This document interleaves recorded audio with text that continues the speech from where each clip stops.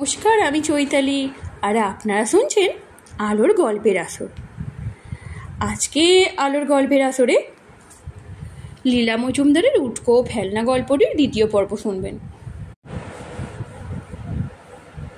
উটকো বললে, আমাদের নাটক নভেল পড়া বারণ। কেন? তাহলে ছেলে খারাপ হয়ে যায়, পণ্ডিত মশাই বলেছে। উনি এত বয়স অবধি নাটক নভেল পড়েননি, খালি পুজোর সময় ঠাকুর দেবতাদের যাত্রা দেখেন। ওর গুরু মশাই ছিলেন, এখন 80 বছর বয়স।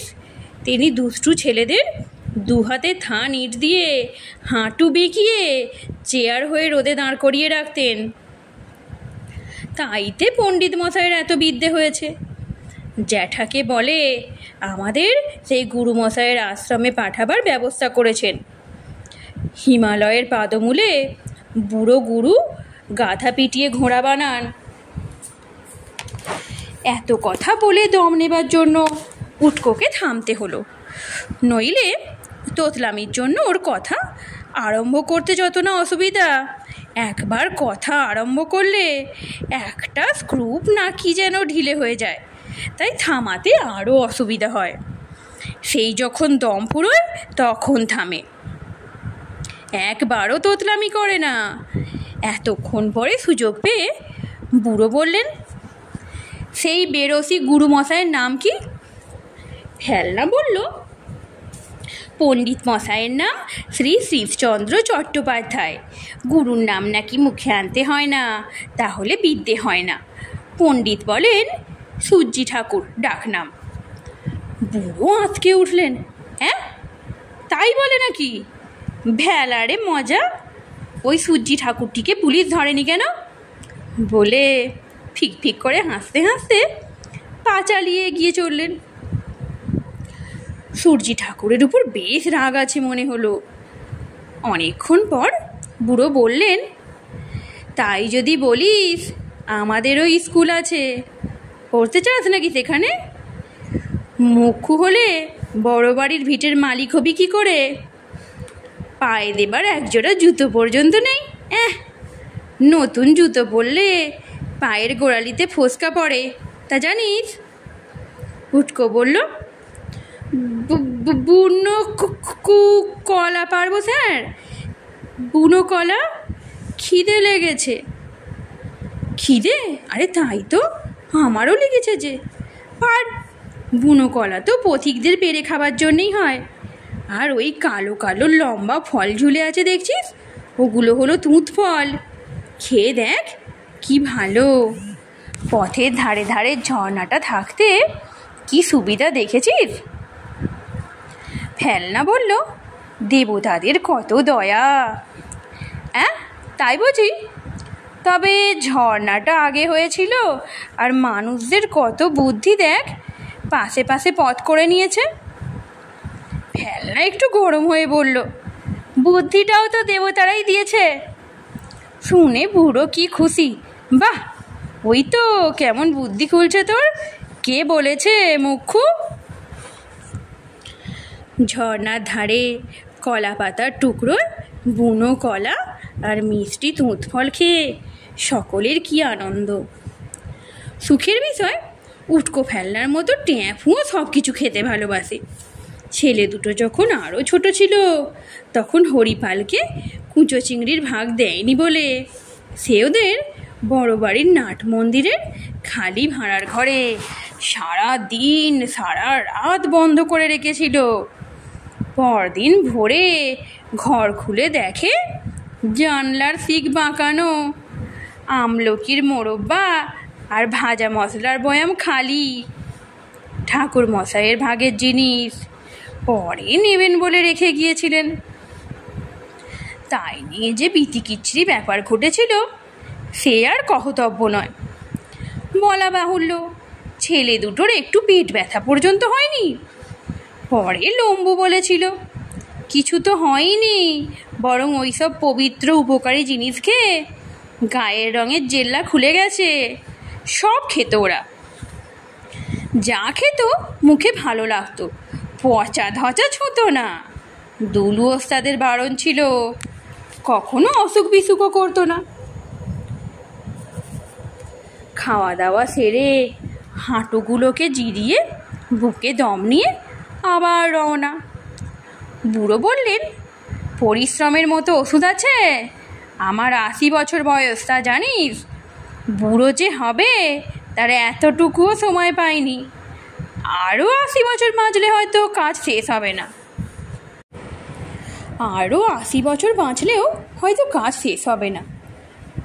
আরও অনেকক্ষণ পরে উটকো তোতলামি না করেই বলল, আমরাও 80 বছর আপনার সঙ্গে কাজ করব, কিন্তু লেখাপড়া শিখতে পারবো না। বুড়ো হয়তো একটু চটে গেলেন, বোধ হয় লেখাপড়া শিখে অনেক কাল কাটিয়েছেন, তাই তাকে তুচ্ছ তাচ্ছিল্য করলে খারাপ লাগে। ফেলনা বলল, লেখাপড়া ভালো জিনিস, কেমন কাগজে কতগুলো দাগ দেখে কবে কোথায় কি হয়েছিল সব জানা যায়। হ্যাঁ স্যার, সেকালে নাকি গরিব বড়লোক পণ্ডিত মুখ্য কিচ্ছু ছিল না, সবাই গাছে চড়ে ফল খেত। বুড়ো বলল, এখনও তাই নাকি? সবার লেজ ছিল? বুড়ো বললেন, সেটি বোধহয় খসিয়েছে।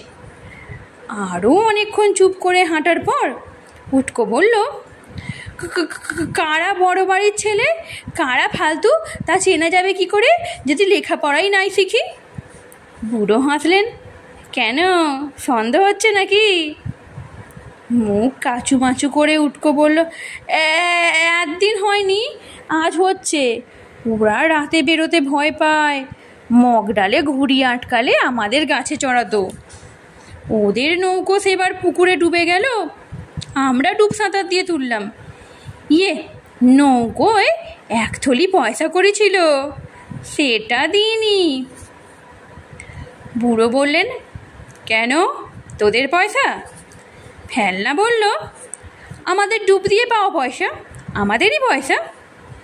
বুড়ো বললেন, তা বটে। আচ্ছা, আমি যদি তোদের পামসু, শার্ট, প্যান্টালুন, পকেটে গুঁজবার কলম দিই, দই, ক্ষীর, মাংস খাওয়াই, তাহলে তোদের বাপের ভিটে না পাবার দুঃখ ঘুচে যাবে তো? উটকো বলল, ন্যায্য অধিকার ছাড়লে কাপুরুষ হয়, দান করলে হয় না। বুড়ো তবু ছাড়েন না। বেশ, না হয় আমাকে লেখাপড়া করে অধিকারটা দান করে দিস। দুজনে একসঙ্গে আপত্তি করল। লম্বুদা আমাদের জ্বর হলে মাথায় জলপটি দেয়, নিজের পয়সায় বার্লি কিনে গোয়াল থেকে দুধ নিয়ে খাওয়ায়, ওকে ছাড়া কাউকে দেব না। তোমাকে না দিলে আমাদের রাখবে না? বুড়ো জিভ কাটলেন।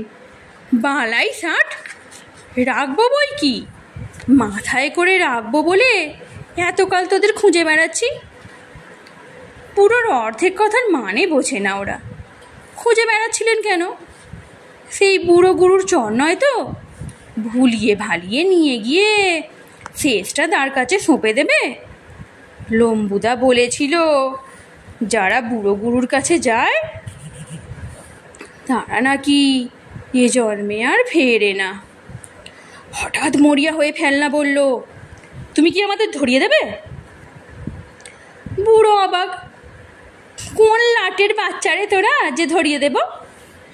না, লম্বুদা বলেছে, পণ্ডিত মশাইয়ের বুড়ো গুরু, সেই যে সূর্যি ঠাকুর, তার কাছে যে যায় আর ফেরে না। আমাদের সেইখানে জ্যাঠা পেঠিয়ে দিতে চান, তাহলে আমরা আর ফিরব না। আর আমাদের ঠাকুরদার অংশটা উনি আর ওর বংশধররা ভোগ করবেন। তুমি সূর্যি ঠাকুরের চর নাও তো? বুড়ো 2 চোখ কপালে উঠল।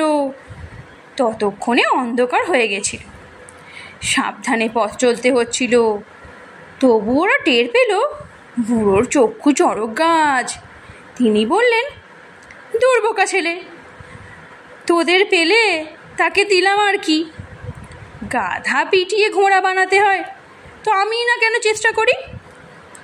কোনো চিন্তা করিস নে, ওই দেখছিস আমার আস্তানার মিটমিটে আলো, আমাদের বিজলি নেই, রেড়ির তেল জ্বালি, নিজেরা পিষে।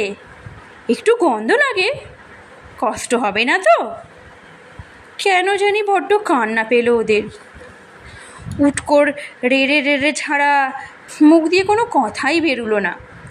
ফেলনা বলল, রেড়ির তেলের গন্ধ আমাদের ভালো লাগে, বড় বাড়ির গোয়াল ঘরের দাওয়ায় তাও জ্বলে না। দেখতে দেখতে কখন আস্তানায় পৌঁছে গেল নিজেরাই টের পেল না। হঠাৎ নাকে এলো ভুরভুর সুগন্ধ। বুড়ো বললেন, এই হলো আসল হাসনোহানা, রাতে ফোটে। একজন জাপানি ভ্রমণকারী নিয়ে এসেছিলেন। পৃথিবীর সব দেশে এর আদর। গন্ধটা বড় কড়া।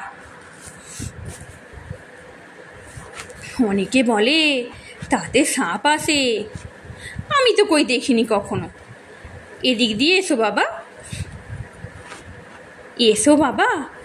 ওই দুটো কথাতেই ওরা আস্তানার বাসিন্দাদের দুজন হয়ে গেল। খানিকটা উঁচুতে বলে জায়গাটা বেশ ঠান্ডা। ঘরে ঢুকে বড়ই আরাম লাগলো। পা যেন ভেঙে পড়েছিল। খালি পায়ে পাথরের পথ দিয়ে হাঁটা তো চারটিখানি কথা নয়। মুখে কিছু বলেনি ওরা। অত লোকজনের মধ্যিখান দিয়ে হেঁটে যেতেই ওদের লজ্জা করছিল। ওদের আবার লজ্জা করছে ভেবে নিজেদেরই আশ্চর্য লাগছিল। ট্যাফুকে নিয়ে তার কোল যেন কে তুলে দিলেন বুড়ো। তার কাছে যে ওরা যত্নে থাকবে তাতে কোনো সন্দেহ ছিল না ছেলে দুটোর মনে। বুড়ো বললেন, গরম নুন জলে পা ডুবিয়ে 8 ঘন্টা বসে থাকতো ওরা, সব জ্বালা যন্ত্রণা দূর হয়ে যাবে।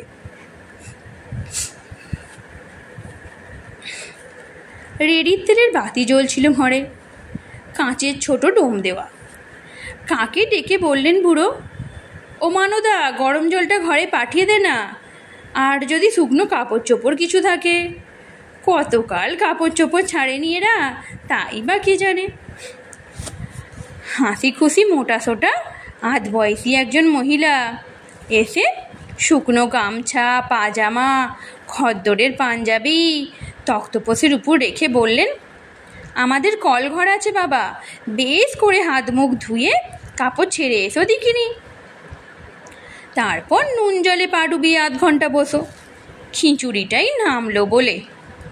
তারপর জল খেতে খেতে মুখ ফিরিয়ে বললেন, আমার নাম মানদা, আমাকে সবাই মাসিমা বলে ডাকে।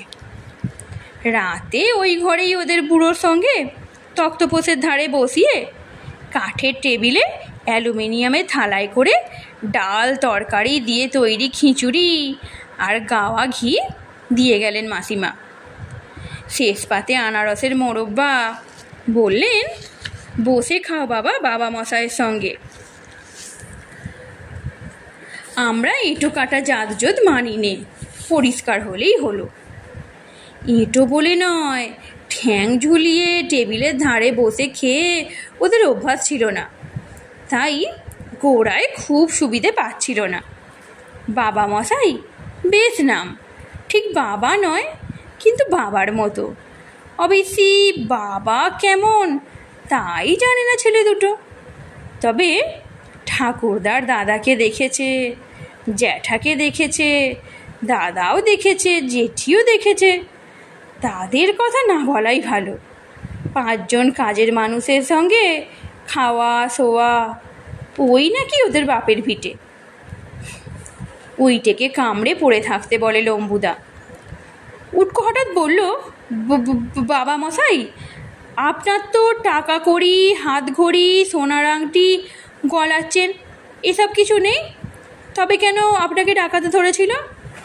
ফেলনা বলল, আছে, পালিয়ে যান, তাই তালা চাবি দিয়ে রেখেছিল কেন?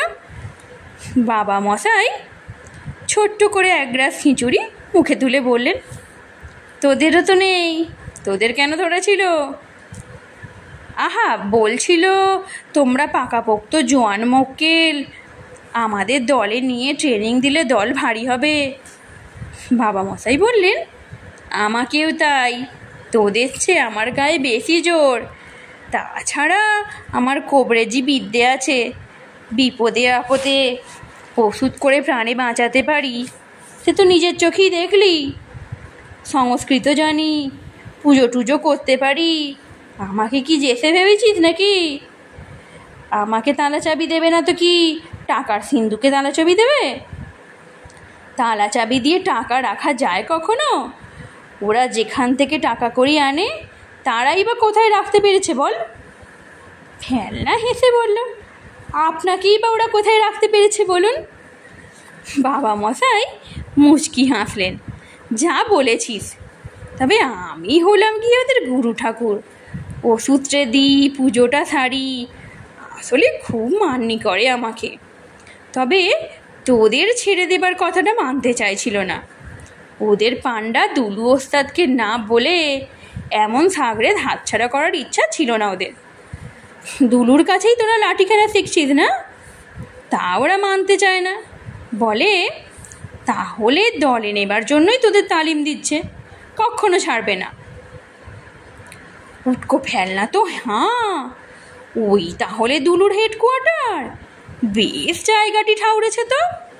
বাইরে থেকে এতটুকু মালুম দেয় না, মুখে দুজনার কেউ কিছু বলল না। বাবা মশাই আশ্চর্য হয়ে জিজ্ঞেস করলেন, তা তো সত্যি বলেছে, তোদের দলে নিতে চায়নি? উটকো হাসির চোটে বিষম টিসম খেয়ে একাকার করলো। ফেলনা বলল, সে চেষ্টা করে লম্বু ঘোষ ওকে ফালা ফালা করে ছিঁড়ে ফেলবে না? ও যে লম্বুদার শালা, লম্বুদাকে দেখলে ভয়ে ঠক ঠক করে কাঁপে। এই বলে অ্যালুমিনিয়ামের থালা তুলে দু ভাই চাটতে লাগলো। মানদা মাসিমা আঁতকে উঠলেন, আহা আহা, অমন করতে হয় না বাবা, অনেক আছে, আরও চারটে দিচ্ছি। এমনি করে খাওয়া দাওয়া শেষ হলো। শীতের রাত, তক্তপোষে একটা কম্বল পেতে, খুদে বালিশে মাথা দিয়ে আর একটা কম্বল গায়ে জড়িয়ে সে যে কি আরামের এক ঘুমে ওরা রাত কাটালো, সে আর কি বলবো। ভোরে উঠে কলঘরে হাত মুখ ধুয়ে ফিরে এসে দেখে খাটের ওপর দুটি নীল শার্ট, দুটি কালো প্যান্টিলুন আর নিচে দুজোড়া পামসু। দেখে মনে হলো ঠিক ফিট করবে। হাসি কান্না দুই একসঙ্গে ফেলল ওদের। প্যান্টিলুন শার্ট ঠিক গায়ে লাগলো, কিন্তু পামসুতে পা ঢুকলো না। 14 বছর না হোক 13 বছর যারা খালি পায়ে হেঁটেছে তাদের এত বড় বড় জোরালো পা হয় আর আঙুলগুলো এমন ছড়িয়ে থাকে। বড় জোর বাবা মশাইয়ের মতো নৌকো প্যাটার্নের চোটে চলতে পারে, তাও হবে কিনা সন্দেহ। পামসু কোলে নিয়ে কি হাসি দুজনার! সেই হাসি শুনে মানদা মাসিমা এসে হাজির। কি বাবা, কি হলো? না, জুতো পায়ে গলছে না। তাহলে না কেঁদে হাসছিস যে বড়? চেষ্টা করলাম বলে। বাবা মশাইও চা হলো বলতে বলতে ঘরে ঢুকে ব্যাপার দেখে কি একটা বলতে যাচ্ছিলেন, হঠাৎ খোলা জানলা দিয়ে বাইরে চোখ পড়াতে এই সেরেছে বলে একেবারে চুপ। জানলা দিয়ে এখানে আসবার পথটা দেখা যায়। সেই পথে অনেকটা দূরে কিছুটা নিচে যাদের দেখা গেল তারা বড় জ্যাঠা, মেজো জ্যাঠা, বড় দাদাবাবু, মেজো দাদাবাবু, আর সবার আগে দাপিয়ে দাপিয়ে যে হাঁটছে সে যে স্বয়ং পণ্ডিত মশাই, তাতে কোনো সন্দেহ নেই। নিশ্চয়ই ধরে নিয়ে গিয়ে আবার লঘুকরণ কষাবে। আর কি সেখানে থাকে উটকো ফেলনা, পাহাড়ের চূড়োর দিকে যাকে বলে এক বাক্যে টেনে দৌড় দিল। পামসু দুজোড়া কোল থেকে পড়ে গেল, ট্যাঁফুর খোঁজ নিল না। গরম হাত রুটি আর সুগন্ধি গুড় আর চায়ের বাটি সব ফেলে হাঁচড় পাঁচড় করতে করতে 10 মিনিটের পথ 5 মিনিটে পার হয়ে বেশ ঝোপড়াপানা একটা ঝাউ গাছের ঝুলন্ত ডাল ধরে তরতর করে এতখানি উঠে বসলো যেখানে লম্বু আর দুলু ছাড়া কেউ নাগাল পাবে কিনা সন্দেহ। বড় বাড়ির আদুরে নন্দুরা তো কখনোই নয়। দুই ঠ্যাং দিয়ে ডাল পাকড়ে দুটো ডালের ফ্যাকড়ায় বসে ওরা সব দেখতে লাগলো। ওই বাঁকে বাঁকে উঠে আসছে সব ন্যাকা চৈতন্যরা। 10 পা ওঠে আর গাছে কি পাথরে ঠেস দিয়ে মুখ হাঁ করে 5 মিনিট হাঁপায়। ওদের অনেক পেছনে আরও 2জন লোক গুটি গুটি পাহাড়ের গা বেয়ে উঠে আসছে, পথ দিয়ে আসবার অপেক্ষায় না থেকে। তারা যে লম্বুদা দুলু ওস্তাদ সে তো আর কাউকে বলে দিতে হবে না। দেখে দেখে তাজ্জব বনে গেল উটকো ফেলনা। এবার একটা মোক্ষম কিছু না হয়ে যায় না। ভাগ্যিস বুদ্ধি করে সময় থাকতে লম্বা দিয়েছিল। এখান থেকে খুব ভালো দেখতে পাওয়াও যাবে, তবে ষাঁড়ের মতো না চেঁচালে হয়তো কিছু শোনা যাবে না। তা না যাক, ধরে তো নিয়ে যেতে পারবে না ওই লম্বুদা দুলু ছাড়া কেউ। অবশ্যই এক্ষেত্রে ওদের দিয়েও বিশ্বাস নেই। লম্বুদা অষ্টপ্রহর খালি বলে, বাপের ভিটে ছেড়ে যাবি নে, কামড়ে পড়ে থাকবি, নইলে কাপুরুষ ভাববো। ইস, তা কি করে হতে দেওয়া যায়? যাদের কেউ নেই, কিচ্ছু নেই, তাদের শুধু ওই মান সম্মানটাই স্যার। সেটি গেলে আর কিছু বাকি থাকে না। এতদিন মনে হয় বাপের ভিটে কামড়ে পড়ে থাকা মানে ওরা বড় বাড়ির ছেলে, তাই জঘন্য সব ফালতু ছেলেদের অনেক ওপরে। এখন আবার অন্যরকম মনে হচ্ছে কেন? এখানকার কারও কিছু নেই, বাবা মশাই বলেছেন। 2 হাত দিয়ে আর মাথা খাটিয়ে যেটুকু করে নেওয়া যায় তার বেশি কিছুই নেই। এই যেমন উটকো ফেলনা বুদ্ধি খাটিয়ে দৌড় মেরে 2 হাত আর 2 ঠ্যাং লাগিয়ে ঝাউ গাছের মগডালে ঝুলো পাতার আড়ালে চেপে বসে সব দেখতে পাচ্ছে, ঠিক যেমন সেবার টিকিট না কেটে তাঁবুর পেছনের ভাড়া বেয়ে উঠে তাঁবুর গায়ের ফুটো দিয়ে সার্কাস খেলা আগাগোড়া দেখেছিল। সে ব্যাপারটা শেষ অবধি অবশ্য তত ভালো হয়নি, কারণ খেলার শেষে ভাড়া থেকে নামবার সময় ও ঠেলা দিয়ে ফেলবার চেষ্টায় একটা ভাড়া শুদ্ধ নামিয়ে এনেছিল।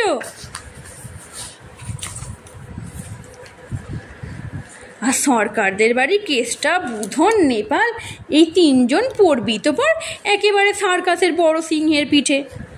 ভাগ্যি সিংহটা সত্যিকারের সিংহ ছিল না, তাই ব্যাপারটা বেশি দূর গড়ায়নি।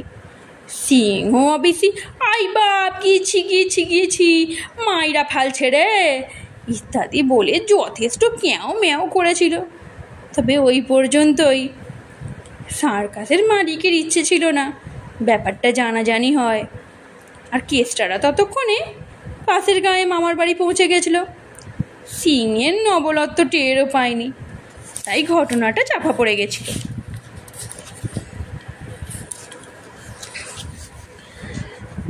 আজ কিন্তু চাপা পড়বার উপায় ছিল না, কারণ 3 পক্ষই একসঙ্গে বাবা মশাইয়ের সামনে পৌঁছলো। বড় জ্যাঠার দল, লম্বুদা দুলু, আর ঘরের ভিতর থেকে মানদা মাসিমা। তাকে আর তেমন ছোটোখাটো দেখতে লাগছিল না। এই প্রথম উটকো ফেলনার মনে হলো আজকের এই পালিয়ে আসাটাই কাপুরুষের কাজ হয়েছে, বাপের ভিটে ছেড়ে আসাটা নয়। তখন আর নড়াচড়া যায় না। বাবা মশাইয়ের লোকজনেরা পিলপিল করে ঘর থেকে, সেট থেকে, ভুট্টার ক্ষেত থেকে বেরিয়ে এসে পাহাড়ে থাকে থাকে দাঁড়িয়ে গিয়েছিল। এখন নামতে মোক্ষম চালটাই দেখা হবে না। উটকো ফেলনা সামনের দিকে হুমড়ি খেয়ে 3 দলের মোকাবিলা দেখতে লাগলো। আশ্চর্য ব্যাপার, 3 দলের মধ্যে দুটোরই শুধু মুখোমুখি দেখা হলো। লম্বু আর দুলু কোথায় যে গা ঢাকা দিয়ে রইল গোড়ায় টের পাওয়া যায়নি। তারপর ঘাড়ির কাছে ফোঁস ফোঁস নিঃশ্বাস শুনে ফিরে দেখে ওদেরই মতো লম্বু আর দুলুও ঝাউ গাছের মগডালে আশ্রয় নিয়ে ঝুঁকে পড়ে নিচেকার দৃশ্য দেখছে। ওদের চোখগুলো ঠিকরে বেরিয়ে আসছে, উটকো ফেলনার দিকে তাকাচ্ছেও না। বাবা মশাই আর তার লোকজন একটুও নড়েনি। জ্যাঠার দল হাঁপাতে হাঁপাতে চোখ মুখ লাল করে কপালের ঘাম মুছতে মুছতে একেবারে তার সম্মুখে পৌঁছে ঝাঁপিয়ে না পড়ে মাটিতে লম্বা হয়ে শুয়ে তার পায়ের চারিদিকে গড় করতে লাগলেন। পণ্ডিত মশাই সবার আগে বাবা মশাইয়ের হাত বাড়িয়ে মাটি থেকে তাদের টেনে তুলতে মুখ তুলে হাঁক দিলেন, ওরে উঠকো, ফেলনা, অতিথি এসেছে, চলে আয়। আর বড় জ্যাঠার অমন ষাঁড়ের মতো ডাক কে ভেবেছিল? ওরে লম্বু, দুলু, আর লুকিয়ে কাজ নেই, চলে আয়। তখন ওরা চারজন ওর গা ধরে ঝুলতে ঝুলতে নিচে নামে। নিচু পথ ধরে একেবারে বাবা মশাইয়ের দুপাশে গিয়ে দাঁড়ালো, আর লম্বু দুলু দাঁড়ালো তাদের পেছনে। বড় জ্যাঠা উটকো ফেলনার দিকে চেয়ে বললেন, তা সূর্যি ঠাকুরের কাছে আসবি তো রাতারাতি লুকিয়ে এলি কেন? পণ্ডিত মশাই বললেন, কম জ্বালায় দুটোতে বাইচ খেলা বন্ধ করে চলে আসতে হলো। বাবা মশাই তাই শুনে বললেন, তোরও যে এত বছরে খুব একটা উন্নতি হয়েছে তা তো মনে হয় না। আমি না তোদের দুহাতে থানির চাপিয়ে রোদ্দুরে হাঁটু বেঁকিয়ে চেয়ার হয়ে দাঁড় করিয়ে রাখতাম, তাতেও তো খুব ফল পায়নি দেখছি। বলি, সব ছাত্রই কি একরকম হয়? এই যে প্যালা দাঁড়িয়ে দাঁড়িয়ে মাথা চুল করছে, ওর এত ব্যবসা বুদ্ধি, কিন্তু সংস্কৃতটা কতটা শিখেছিল? উটকোদের পেছন থেকে সাহস পেয়ে লম্বুদা বলল, ও সূর্যি ঠাকুর সম্পর্কে নিজের ভাইপো, বড় বাড়ির দুটো ছেলেকে গোয়াল ঘরের দাওয়ায় ঠাঁই দিয়েছিল কেন জিজ্ঞেস করুন। আমি হক কথাই বলবো, তাতে চাকরি যাবে। 2 পয়সা করে নিয়েছি, আর আমি কারো তোয়াক্কা করি না। এখানকার বাতাস নাকে যেতেই আমার কেমন সাহস বেড়ে গেছে। সত্যি বলছি সূর্যি ঠাকুর, বাড়ির কাজের লোকেদের চেয়েও জঘন্য ব্যবহার করেছে সর্বদা। মানুষ হবে কি করে? বাপের ভিটের রান্নাঘরের দাওয়ায় পড়ে থেকেছে চিরকাল। হঠাৎ ছেলে দুটোর পিঠে হাত রেখে বাবা মশাই বললেন, বাপের ভিটে? কিরে প্যালা, এরে তোদের ভাইপো নয়? জ্যাঠা বেশ চটেছেন বোঝা গেল। হাঁড়ি মুখ করে বললেন, তার প্রমাণ পাইনি। নৌকো উল্টে গেল, কতক ডুবে মরল, কতক বাঁচল। আমার কাকা সপরিবারে ডুবে মারা গিয়েছিল, এই আমার ধারণা। তার কয়েক বছর আগেই আমার বাবার সঙ্গে ঝগড়া করে নিজের সম্পত্তির অংশ নগদ হিসাবে বুঝে নিয়ে সেই যে চলে গিয়েছিলেন, আর তাদের কোনো খবর জানি না। তারপর জল পুলিশ যখন 1 বছর বয়সের ছেলে দুটোকে আমাদের বাড়িতে ফেলে দিয়ে গেল, তখন কি তাদের ফেলে দিলে ভালো হতো? কাকার আবার 2টো নাতি আছে, তাই শুনিনি কোনো দিন। এরা আর কেউ হবে? লম্বু ফোঁস করে নিঃশ্বাস ছেড়ে বলল, বাপের ভিটেতে অধিকার নেই? বুড়ো নগদ নিয়েছিল, তাহলে কি হবে? বাবা মশাই বললেন, কি আবার হবে? আমারও তো মা বাবা নেই, তা কোন অসুবিধাটা হচ্ছে শুনি? আমাদের খামারের কাজ শিখবে ওরা। না রে না, স্কুলে যেতে হবে না তোদের। বাড়িতে অতিথি আগন্তুক এখন অমন হাঁ করে চেয়ে থাকলে কি করে চলবে বাপ? যা দেখ গে খাওয়া দাওয়ার কি ব্যবস্থা হচ্ছে। আর দেখ পেলা, তোদের তো আমার কাছেই দিতে চেয়েছিল, তাই থাক। তোকে আর ওদের জন্য ভাবতে হবে না, বাপের ভিটে তোরাই ভোগ করগে। লম্বু আর দুলু দুজনে তফাৎ থেকে 2টো প্রণাম ঠুকে সরে গেল। লম্বু বলল, তাহলে আমাদেরও রেখে নিন বাবা মশাই, গরু মোষের কাজ জানি। আর দুলু হতভাগা কি এখানে লাঠি খেলা শেখাবে? দুলু একগাল হাসলো, আজ্ঞা দিলেই শেখাবো, লম্বুদাকে ছেড়ে কোথায় যাব? এই বলে ওই জোয়ান সন্ডা মানুষটা ভেউ ভেউ করে খানিকটা কেঁদে নিল। বড় জ্যাঠা তেরিয়া হয়ে উঠলেন, তা সবাই এখানে থাকুক সূর্যি ঠাকুরের থানে, আমি নিজেই গিয়ে লাঠি ধরি। চলো হে, এটা আমাদের জায়গা নয়।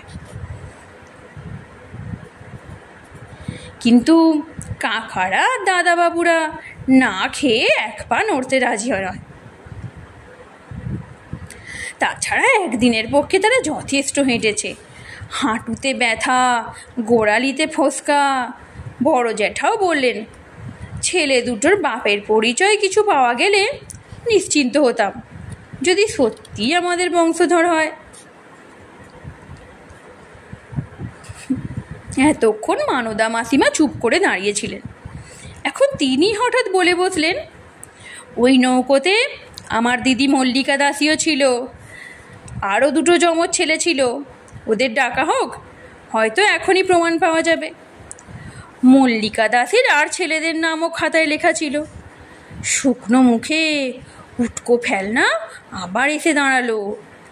মাসিমা বললেন, জামা খোলো তো বাবা, সামনের পিঠটা একটু দেখি। উটকোর পিঠের ডান দিকে আর ফেলনার পিঠের বাঁ দিকে অদ্ভুত দুটো ভাঙা চাঁদের মতো কাটা দাগ। হাসতে হাসতে কাঁদতে কাঁদতে মাসি বললেন, জন্মের সময় ছেলে দুটোর পিঠের চামড়া জোড়া ছিল, হাসপাতালের ডাক্তার অস্তর করে আলাদা করে দিয়েছিলেন। তাই মনের কৃতজ্ঞতা জানাতে দিদি ওদের নিয়ে গঙ্গাসাগরে তীর্থ করতে যাচ্ছিল। ওদের নাম রেখেছিল শিব আর সায়ন। ভুলে মাসিমা ওদের ছাট দিয়েই চোখ দুটো মুছে নিলেন। সেই ইস্তক বাবা মশাই বলছে ছেলে দুটোকে, সেই ইস্তক বাবা মশাইকে বলছি ছেলে দুটোকে একবার দেখব, এই বলে সকলের সামনে ছেলে দুটোকে আদর টাদর করে একাকার। বাবা মশাইয়ের আস্তানার লোকগুলোও তেমনি, অমনি নেচে কুঁদে এক কাণ্ড করলো। এরাই নাকি সূর্যি ঠাকুরের কাছে পড়তে এসে আর কখনো ফিরে যায়নি, বেড়ে আছে সব। সেজো দাদাবাবু, ছোট দাদাবাবু, তাই দেখে তাজ্জব বনে গেল। এর মধ্যে উটকো ফেলনা এসে সবাইকে খেতে ডাকলো। আস্তানার বড় চালা ঘরের সারি সারি টেবিল আর বেঞ্চি পেতে খাওয়া হলো। হাত রুটি, ডিম ভাজা, তুঁতফুলের জ্যাম, বড় বড় বাটিতে দুধ। খেয়ে উঠেও জ্যাঠারা যাবার নাম করেন না। সমস্ত কাজের ঘর ঘুরে ঘুরে দেখা হলো। গোয়াল, তাঁত ঘর, দর্জির দোকান, আখমারাই, ভুট্টো ক্ষেত ইত্যাদি দেখে দেখে সবাই অবাক হলো। স্কুল বাড়ির চারিদিকে ফুল বাগান, মুরগিদের জালে ঘেরা ঘর। উটকো ফেলনা সময় মতো এলে এখানে নিশ্চয়ই অনেক লেখাপড়া শিখে যেত, কিন্তু এখন আর নয়। কিছু দূরে পশু চিকিৎসার ঘরে এখন যদি তোমরা কেউ যাও তাহলে দেখবে বাইরের বাগানে খুদে একটা পাহাড়ি কুকুর আর ছোট্ট মাপের হলদে বেড়াল খেলা করে বেড়াচ্ছে। ঘরের ভিতর শিব আর সায়ন বলে 18-19 বছরের দুটো ছেলে ডাক্তারের সঙ্গে কাজ করছে, আর অবসর পেলেই 12 ক্লাসের পরীক্ষার পড়া তৈরি করছে। পাস করে তারা পাহাড়ের নিচে পশু চিকিৎসার কলেজে ভর্তি হবে, এখান থেকে যাওয়া আসা করবে। ওরা মানদা মাসির দিদির ছেলে। গোয়াল ঘরে গেলে আরও দুজনকে দেখবে, লম্বোদর আর দুলিরাম তাদের নাম। তারা নাকি সূর্যি ঠাকুরের ডান হাত বাঁ হাত। তাছাড়া ছুটি ছাটায় বড় জ্যাঠা আর তার ছেলেরা নিয়মিত আসেন। বড় জ্যাঠা তার কাকার নামে একটা চমৎকার লাইব্রেরিও করে দিয়েছেন, গিয়ে দেখে এসো একদিন। আজকের গল্প এখানেই সমাপ্ত।